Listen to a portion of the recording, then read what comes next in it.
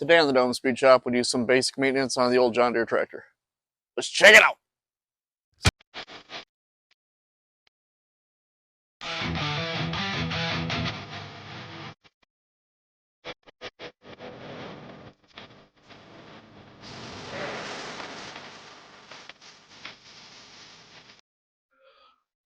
So on this episode, we're doing a real quick routine maintenance on the John Deere. We're doing an oil change today, and we're going to switch out the air filter, the paper element of the air filter, and the spark plugs. Now this video pertains mostly towards the x370. I'm sure there's other models it works on, but I'm too lazy to look it up, so Google it. Now the kit we're using, this is the OEM manufacturer John Deere home maintenance kit for this. It comes in this fantastic box, green and yellow, like colors of the deer. It comes with everything you need. In the kit you get your air filter, your element that comes around the filter, fuel filter, OEM, NGK, spark plugs, pre-gaps for the service. Got your oil, running 1030 on this beast, conventional non-synthetic, and you got your oil filter. Oil filter is part number AM125424.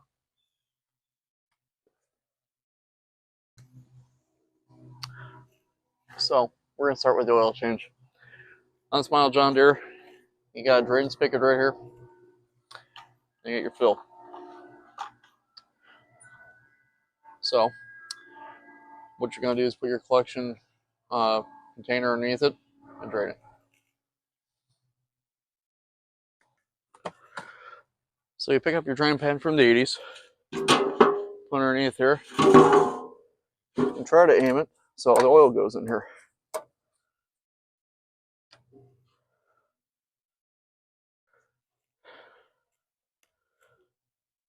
And just wait. Let it all just kind of drain out. Pull the plug out so it drains a little faster.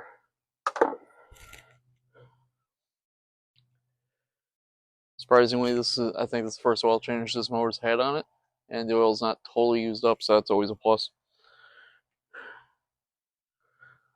It's black as my soul, but looks good still.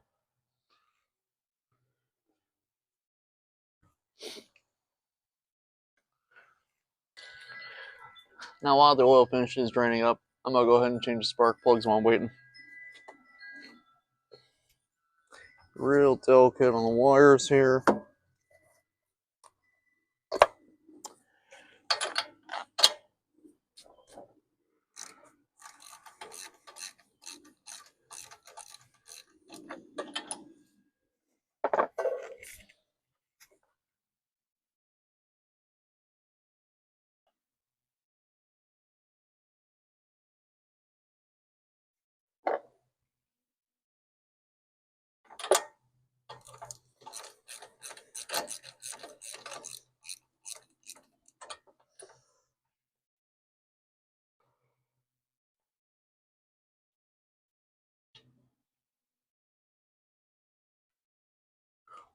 Longest threads ever on the spark plug.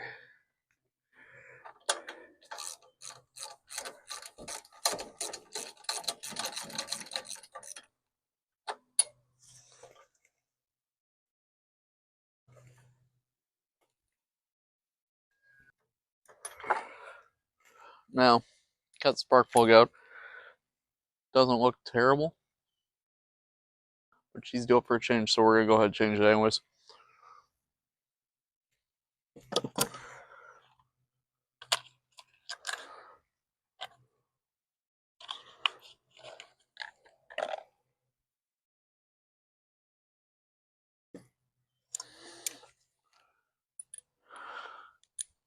Looks a little bit better.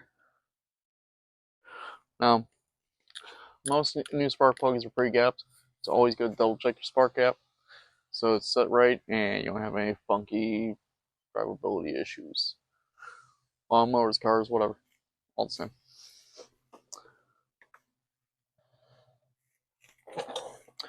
Now go ahead and reinstall your spark plug after gapping it, making sure it all looks good.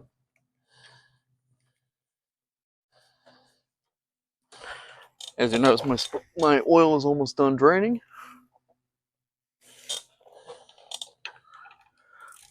Now, why do I have that many extensions on here? Because I'm lazy. You definitely don't need that many. I'm just took an extra second to take all the extensions apart for the one I need, and this is just way lazier. So, for today, I'll have 3 miles worth of extensions. But when I come back and torque that, with the actual chrome extension instead of the impact, that's gonna impact, my torque spec. You'll be the one extension doing it right. So for right now, that's okay. So once your oil's done draining, go to remove your pan, reinstall your drain plug, start putting two quarts worth of oil in it. Now the owner's manual says 2.1 or 2.3 quarts of oil, so I'm gonna round down and just put 2 in it. It'll be okay.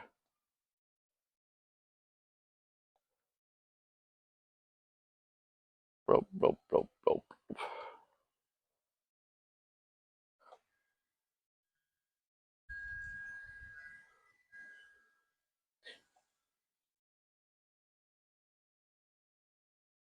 It used to be so neat with putting oil and stuff, and then you just work in a maintenance shop, you stop caring after a while. You use the funnel, just get it done.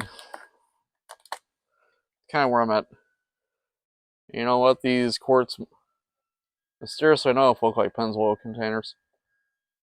So I'm sure Pennzoil is making the John Deere oil.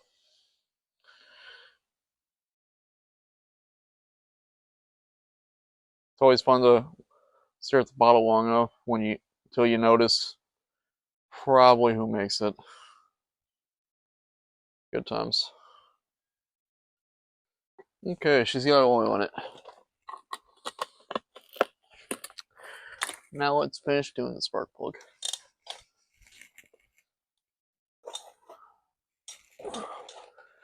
Now that I got oil back in it, I'm going to go ahead and change the oil filter.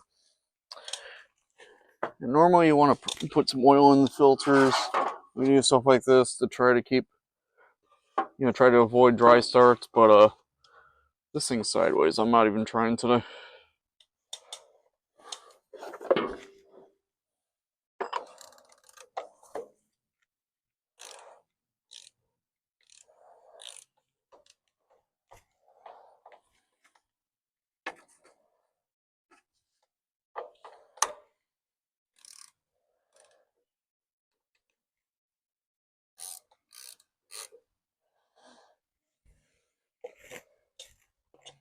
Go ahead and reinstall the new oil filter once you get the old one off.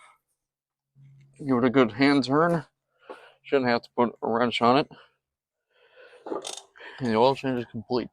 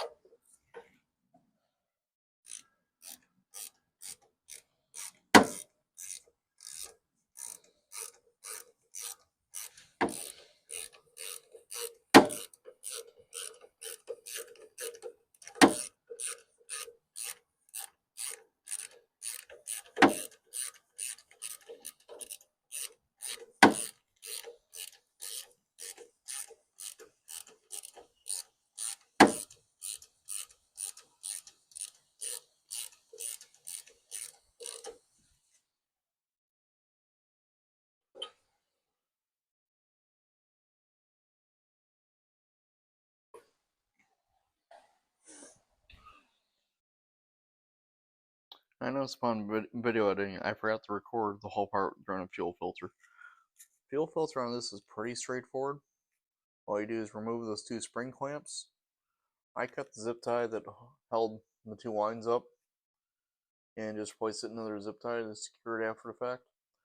But all you do is disconnect the two spring clamps, pull the filter out, and reinstall the new one. Now, as you can tell, this air filter needs some help. So I'm going to go ahead and unscrew the other end of the elbow here and replace the air filter this way.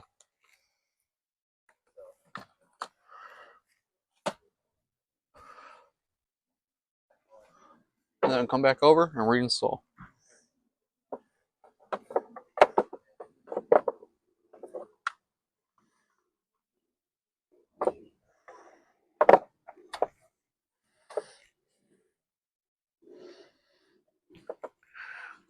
Now remember to point your hose clamps back in the out position so you can actually get to them next time.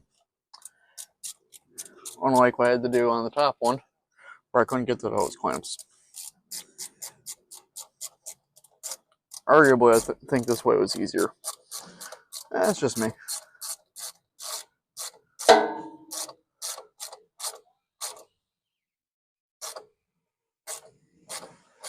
And just tighten it until it feels right. Now reinstall the cover. Turn your core fasteners on the cover for the air filter. And then once you're all set, go up to the tractor, start it back up.